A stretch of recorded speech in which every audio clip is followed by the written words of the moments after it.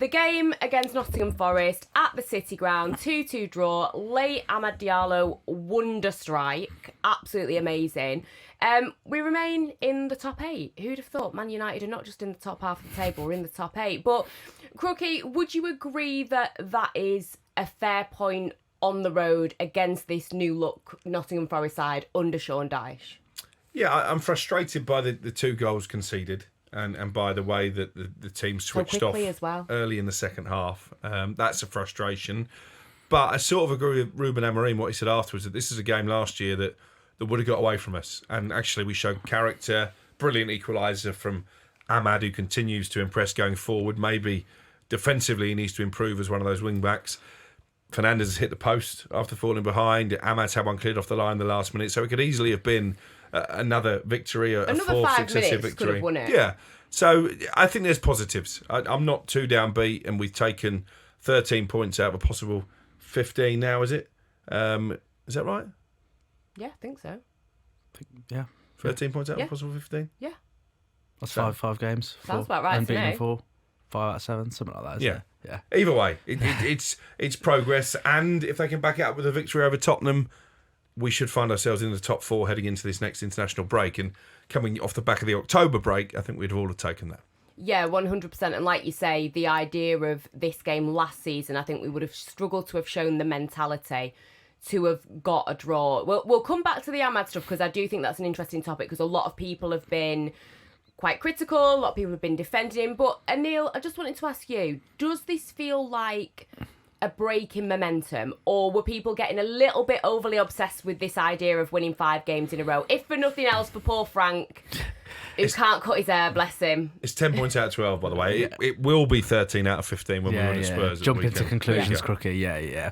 Look, no, I think it's a great story in terms of this 5 games in a row. You know, it's a lot of interest. It's quite a good bit of banter. I get that. But I think it is putting an element of pressure on Manchester United. Look, if you were to say without this story that they'd go unbeaten in the next 4 games, win 3 of them, you'd take it and you think, okay, right, they have turned a small corner, albeit, you know, as I said, small.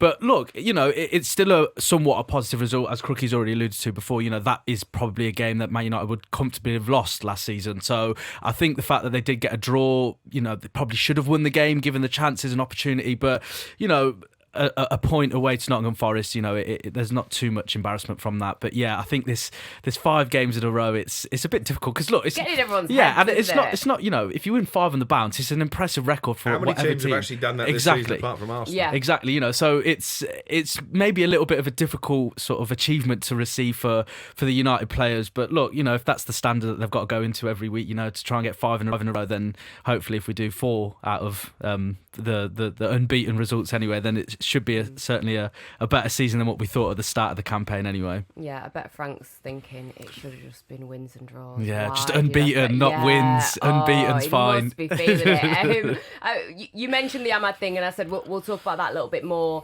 He was, of course, at fault for the Morgan Gibbs-White goal, but then scored that amazing equaliser and could have actually won it in stoppage time as well. You know, Amorim said he can be better.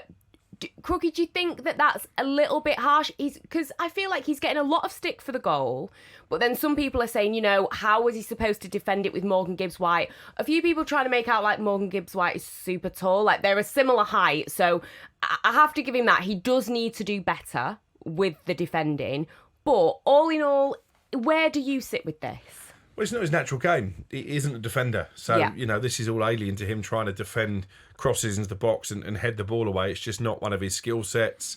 I think he will improve because I think he's quite an intelligent footballer who's going to take on board what the manager and his coaching staff are demanding of him. But going forward, he's back somewhere near his best form now because it was quite a subdued start to the season from Amad. He was being played in different positions. Was he a 10? Was he a winger? Was he a wing back? I think even he had a bit of a case of mistaken identity at times. He knows what he is now. Yes, he can improve the defending, but let's focus on the positives. It was a brilliant strike. Not too many players in the United team could pull that off, and unlucky not to win it late on. I'd be more concerned about Diogo Diallo, who is an actual defender. Worst player on the pitch. And he continues to make rudimentary errors. Yeah, I mean, Anil, what do you think? Because surely as an attacking wing-back, he's got to have some help from the defenders, doesn't he? And again, a word on Diallo, because for me, he was the worst player on the pitch, and it's now getting to the point with him where I think he's been an excellent servant, but we have to think, if we're Manchester United and we want to push on and we want to actually be challenging for things, is he the right person for us? I'm not too sure, but what are your thoughts? Yeah, well, look, quickly in regards to Ahmad, I think that game pretty much summarises his current career and the state of play at Manchester United. You know, brilliant going forward. He scores a fantastic goal, maybe even the goal of the weekend.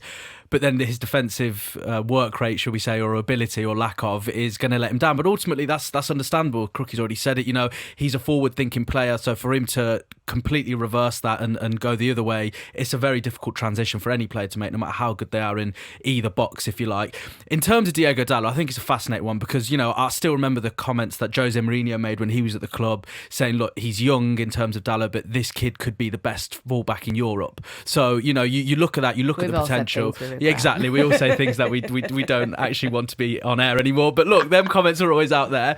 And at the end of the day, I think it's another victim of the system, not necessarily, you know, anything on Ruben Amorim, but this is a player who is not used to playing right wing back. And again, people might think, well, you know, you're on the right hand side, you're up and down, it might be a bit similar, but it's really not. You know, your concentration levels have got to change so much because you have to shift from being attack minded to then being in the right position defensively. I think he's almost been caught in the crossfire of the formation change. And look, I think he'll go on to have a very good career, as most Man United players do when they leave Old Trafford. But yeah, I just think he's not necessarily surplus to requirements, but he's not exactly really nailing his name down on the team sheet, is he? Yeah, no, I agree, and like I said, it's getting to the point now. Do you think that Dorgu needs a bit more of a run, or because I'm not the biggest Dorgu fan, I get a lot of stick in here.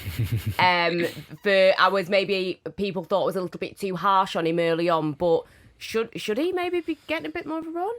I'm not a massive Dorgu fan either, to be honest. I think you were giving me stick when I was criticising. I think he gets himself in some brilliant positions, but you know that he's going to hit the first defender with a cross or he's going to balloon a shot out of place. I think his end product leaves a lot to be desired. I guess if you put maybe his defensive capabilities with what Ahmad can do going forward, just combine them and we're good to go. Wing-back, but you can't do that. I mean, the one they let go is the boy who went to Benfica, was it? Alvaro Carreras, and he scored a wonder goal for Real Madrid the other day. Now, a couple of years ago, he didn't get a look in at left back. Why did Manchester United not clock the talent that this kid has, that he's now firing on all cylinders at Real Madrid? Well, look, I think there's a couple of facets to this, and stuff like this does irritate me a little bit because, you know, I look at someone like Mohamed Salah, right? When he was at Chelsea, De Bruyne as well, couldn't do anything. You wouldn't even bat an eyelid at the fact that he's moved on. Sometimes it is hard. Exactly, and it just, all sorts of factors go into it. System, manager, responsibilities, requirements on the pitch.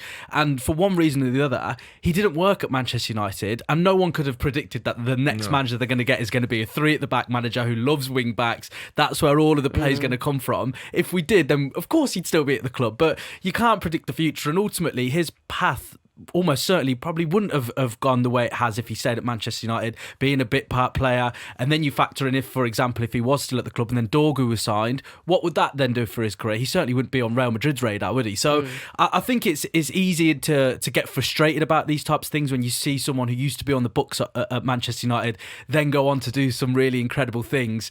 But look, it's the classic saying is that you can't cry over spilt milk. Look, the situation's over with now, so best of luck to him at Real Madrid. But let's just try and focus on getting Dorgu a little bit more up to speed than looking at, you know, your old ex-girlfriends and whatnot. So yeah, we'll have to park that one. Well, somebody who is not our old ex-girlfriend is our current, you know, wife for life, whatever you want to call him, Benjamin Sesko. Now, I was not that mad with the Forest performance. Gary Neville has come out and said that he was miles off it compared to Cunha and Mbeumo. Personally, for me, I think it's a little bit unfair to compare because you are looking at two players who were already well established within the Premier League. And I think I think we talk about it a lot, don't we? There's a lot of things that you have to take into consideration with, you know, moving to another country, language, etc., playing in the Premier League, which, whether you like it or not, is a huge step up. Has Neville gone a bit far there? Not for the first time. No. Surprise. I agree with you. You know, it's like comparing apples and pears. You can't. What, 10 games in? Yeah, and as you say, the reason they signed Cunha and Mbeumo is because they were ready made for Premier League football. There wasn't really a striker out there who fitted into that particular bracket unless you were going to pay for Alexander Isak, and that's not worked out particularly well at the moment either. But I think it's quite similar, really. Gyökeres and Sesko both coming in, both trying to find their feet in a new league that is more physically and probably more mentally demanding than what they've been used to. So it is going to take time. I'm not overly concerned at this moment. I still think Benjamin Sesko is going to go on and be a better player than Rasmus Højlund was. Yeah, absolutely. I think as well, look, it really does irritate me again, but that sounded so grumpy. But when people like Gary Neville, who have obviously got such a powerful influence in this sphere, especially when it comes to Manchester United, they're on a good vein of form. And look, I've been very public in terms of what I think about Ruben Amorim. That doesn't change in my head over 4 games.